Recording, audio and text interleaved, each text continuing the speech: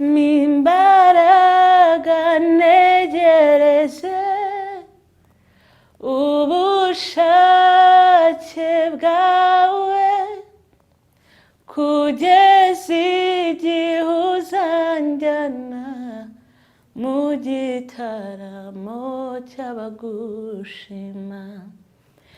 Mimbaraga ntegereje ubushake bwawe kugeza igihe uzanjyana mu gitaramo cy'abagushima. Mimbaraga ntegereje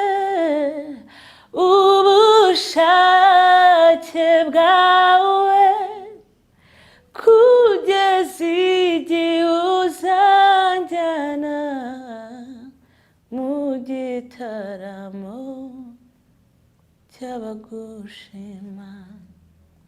Muri iyi minsi ntabwo Imana ikeneye yuko tutayibwiza ukuri, yuko tubaho nk'aho tumeze neza, kuko ntabwo Imana ikeneye yuko uyibwirisha akanwa kandi mu mutima wawe harimo ibindi.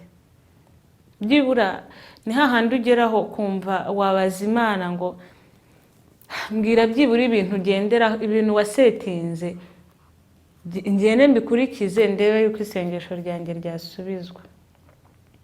Kera najyaga ndirimba muri segonderi ivuga ngo saha gusa hari n'ahandi tugomba kuzagera, saha gusa hari n'ahandi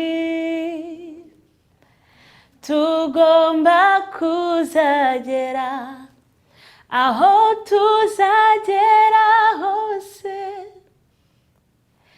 tuzahabwa imbaraga, Mwuka Wera dufashe. Oh, saha gusa hari n'ahandi tugomba kuzagera. Nzibyo nibwira kubagirira, oya si bibi ahubwo ni byiza. Nzibyo nibwira kubagirira, oya si bibi ahubwo ni byiza. Nzibyo nibwira kubagirira, oya si bibi ahubwo ni byiza. Muraho, nitwa Annette Murava. Hanyuma nezejwe n'Imana cyane na Mwuka Wera ko ambashishije kubana namwe. Hanyuma ngiye kuvuga noneho kuri lyrics z'indirimbo ya Niho Nkiri, ari nayo nabimbaga mu kanya. Ni indirimbo ivuga ku muntu usa nkaho ategereje amasezerano, ku muntu wasenze Imana ariko akaba atarabona igisubizo, ku muntu wasenze ari ahantu runaka noneho Imana n'ibisubizo imuhaye agasanga birasa nkaho atari byo yari yarasabye Imana, ku muntu wiringiye Imana avuga ngo Imana niyo byiringiro byanjye, hanyuma ariko akabona ari kubona ibisa nk'ibitandukanye. Iyo ndirimbo irimo amagambo agiye atandukanye, nko mu gitero cya mbere ivuga uburyo inkovu z'ibipfukamiro, uwo muntu kwa kundi umuntu aba ari nko mu gihe cyo gusenga agapfukama, ariko akaba nyine yabwira Imana ngo n'inkovu zirahari noneho zihora zindya, ese isengesho ryanjye waba uryumva? Ese ryabaye rigufi? Nimba ryarabaye rigufi se naryongera? Ku buryo ni indirimbo irimo amarangamutima, irimo kubwiza ukuri kuzuye Imana. muri iyi minsi ntabwo Imana ikeneye yuko tutayibwiza ukuri, yuko tubaho nk'aho tumeze neza, kuko ntabwo Imana ikeneye yuko uyibwirisha akanwa kandi mu mutima wawe harimo ibindi. Hari aho nageze ndaririmba ngo ndinda gushidikanya nzi ko utajya uhinduka, wituma ndira abandi baseka, mwami we ibuka isezerano. Hari n'ijambo ry'Imana rivuga ngo yemwe abibutse Uwiteka ntimugahweme. Nta gitangaza kirimo kuba wakwibutsa Imana, nta gitangaza kirimo kuba wagaragaza amarangamutima yawe imbere y'Imana, kuko n'ubundi Imana irabizi ko hari abo mwasenganye batarasubizwa. Irabizi cyane, izi ko hari amarira warize ariko itarahoza. Imana ifite kukumva, ifite kumva yishimiye kwibwiza ukuri, ifite kwakira umutima wawe. Ni indirimbo rero isa nkaho igaragaza ukuri k'umutima w'umuntu urindiriye isezerano. Nakomeje mvuga ngo ni nk'ibibazo nabazaga Imana, ndi kuvuga ngo ubigenza ute, ushingira kuki usubiza. Byibura ni hahandi ugeraho kumva wabaza Imana ngo mbwira byibura ibintu ugendera, ibintu wasetinze, ngende mbikurikize ndebe yuko isengesho ryanjye ryasubizwa. Rero iyo ndirimbo nakomeje mvuga ngo nari nzi ko isoko y'imigisha nta n'umwe uyihezwaho, kubera ko ubundi umugisha twahawe ni Kristo, ni agakiza. Noneho nkaba navuga ntese ko nakiriye Kristo nk'umwami n'umukiza, kuki nyine ntari guhabwa ibyo bagenzi banjye mbona bari guhabwa? Niyo mpamvu naririmbye nkavuga ngo nari nzi ko isoko y'imigisha nta n'umwe uyihezwaho. Ese ni ikihe kintu umwami ntakora kugira ngo nanjye byibura mvome kuri iyo soko? Abo tugusangiye nk'umubyeyi ubu bapfukamye bashima, ariko ngewe na n'ubu ndacyari gusaba, ni ryari uzanyumva? Ni indirimbo ni amarangamutima, ni indirimbo yuzuye amarangamutima cyane. Nakomeje mvuga ngo abo twahingiye rimwe Mana bose barasaruye. Ese nanjye wangushiriza imvura nanjye nkeza ko nyiri hahandi wansize? Hari igihe rero rimwe na rimwe Imana igireba uwo mutima, wenda ntihite inasubiza, ntikugeze muri bya bisubizo wifuza, ariko muri chorus cyangwa se refrain nararirimbye ngo noneho no mu bisubizo mpaye mu gihe maze nsenga, unyigishe gusesengura ibyo bisubizo, naho umuti waba usharira nawo nkumire. Ntabwo ari aho honyine nagarukiye, naravuze ngo umpe imbaraga ntegereze ubushake bwawe kugeza igihe uzanjyana mu gitaramo cy'abagushima.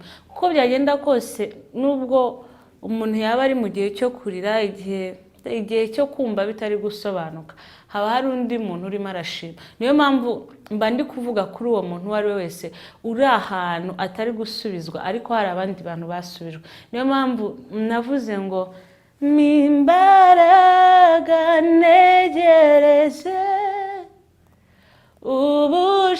ubushake bwawe kugeza igihe uzanjyana mu gitaramo cy'abagushima. Imbaraga ntegereze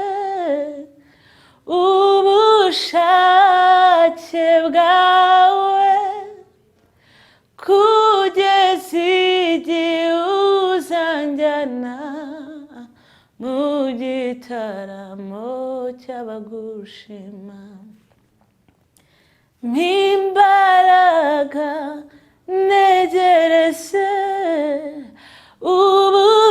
ubushake bwawe kugeza igihe uzanjyana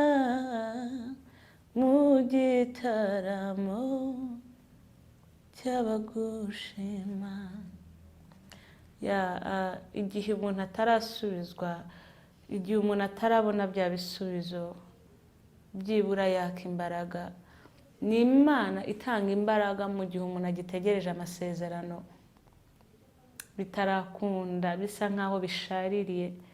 Ni Imana igitanga amahoro yo mu mutima. Ijambo ry'Imana riravuga, Kristo yagiye aravuga ngo mbasigiye amahoro, kandi ntago ari nk'ay'isi itanga. Ayo mahoro mu mutima niyo nifuriza umuntu uwo ari we wese, no mu gihe agitegereje isezerano. Numva ari cyo navuga kuri iyo ndirimbo, ku magambo akubiye muri iyo ndirimbo. Ndashaka gukomeza umuntu uwo ari we wese, ndashaka kubwira umuntu uwo ari we wese urindiriye isezerano, no mu gihe ritarasohora, Imana iguha imbaraga n'amahoro yo mu mutima mu gihe urindiriye isezerano, kandi ibyo bintu Imana ibasha kubikora. Bararikira kugira ngo tubane no mu mwanya wo kuramya Imana mu ndirimbo, kandi ndabizi ko turi buhananwe umugisha, ndabizi ko turi bunezeranwe mu kubaho kw'Imana. Mu mwuka no mu kuri, imitima yacu Mwami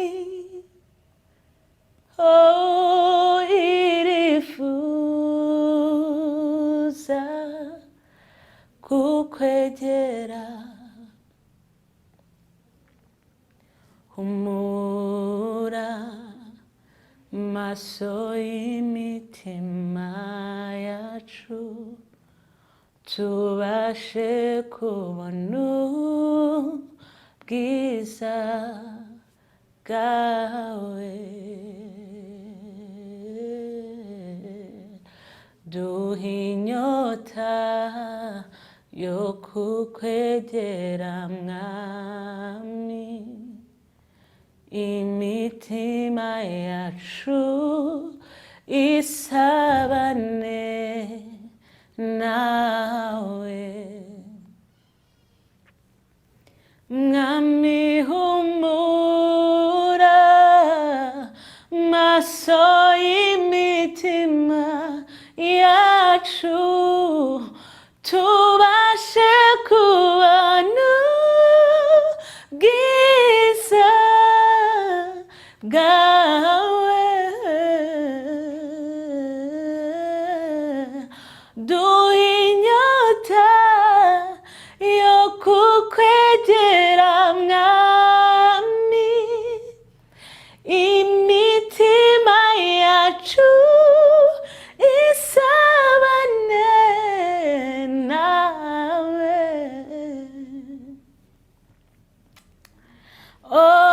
Ohereza umucyo n'umurava wawe, tuyobore ku musozi wawe. Mwami wohereza umucyo n'umurava wawe, tuyobore ku musozi wawe. Kingura ijuru Mwami, tukubone. Yobora umurava wawe mu mitima yacu, kingura ijuru ryawe Mwami, nje nkubone. Yobora umurava wawe mu mitima yacu, kingura ijuru Mwami Mana we, nje nkubone. Yobora umurava wawe yacu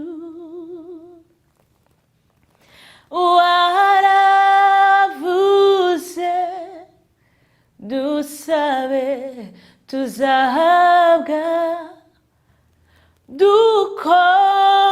dukomange tuzakingurirwa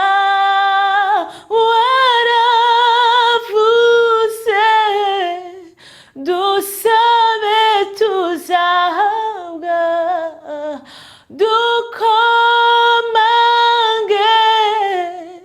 tuzakingurirwa waravuze mwami ndensabe nzabwa n'inkomanga uzanyingurira urakwiriye mwami w'abami urakwiriye mwami w'abami nta yindi mana ihwanye nawe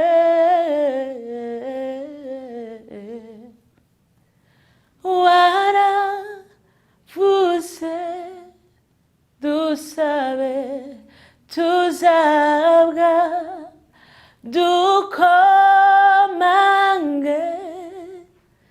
tuzakingurirwa urakwiriye mwami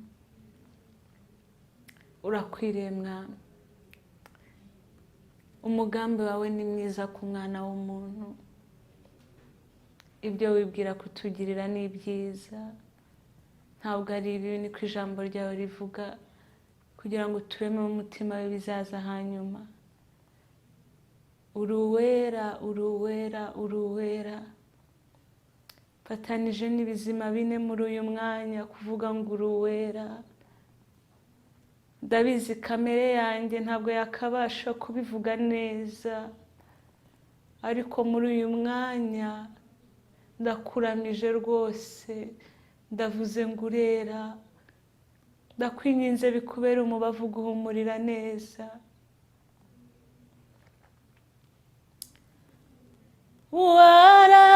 waravuze dusabe tuzahabwa dukomange tuzakingurirwa nzibyo nibwira kubagirira oya si bibi ahubwo ni byiza nzibyo nibwira kubagirira oya si bibi ahubwo ni byiza nzibyo nibwira kubagirira oya si bibi ahubwo ni byiza uruwera mwami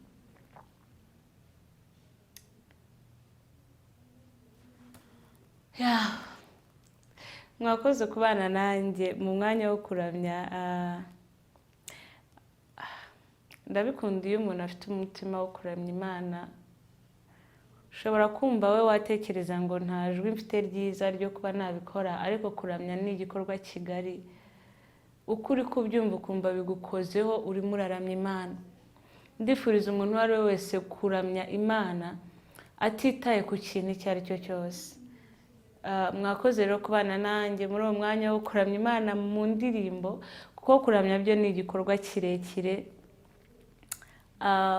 iby'Imana idukoresha byo ni byinshi kandi ni bigari ndabararikira kugira ngo muzarusheho kubana nanjye ushaka gukomeza gukurikirana ibyo nkora ibyo ari byo byose kuko ni byinshi umurimo ni mugari Imana ishobora gukoresha umuntu ibintu bigiye bitandukanye wajya kuri YouTube channel yanjye ni Annette Murava, na Instagram account ni Annette Murava. Uko byagenda kose twagenda tubana mu bintu byose Imana yagiye ishyira muri njye kubw'icyubahiro cyayo, kuko ntekereza yuko ibyo Imana itegura ni byinshi. Hari indirimbo kera najyaga ndirimba muri segonderi ivuga ngo sagusari n'ahandi tugomba kuzagera, sagusari n'ahandi tugomba kuzagera, aho tuzagera hose tuzahabwa imbaraga, Mwuka Wera dufashe. Oh, sagusari n'ahandi tugomba kuzagera. Mwakoze cyane kubana nanjye kuri YouTube channel ni Annette Murava. Ndifuza ko mbere yo kugenda nasengaho ngari nk'abasabira umugisha abantu bose twabanye. Ndagushimye Mwami, uri Imana nziza. Ndagushimye ko abanye natwe. Ndagushimye ko uri Imana ikwiriye. Ndagushimye ko umuntu wari we wese wateganyije kumva iki kintu ari bukorweho, kandi umugambi wawe ni mwiza. Ndagushimye ko nta kintu n'iki na kimwe kizatuma umugambi wawe udasohora ku mwana w'umuntu. Wabanye natwe rero, kandi ndabizi ko ukomeje kubana natwe mu buzima bwacu bwose, mu izina rya Yesu Kristo umwami wacu, amen.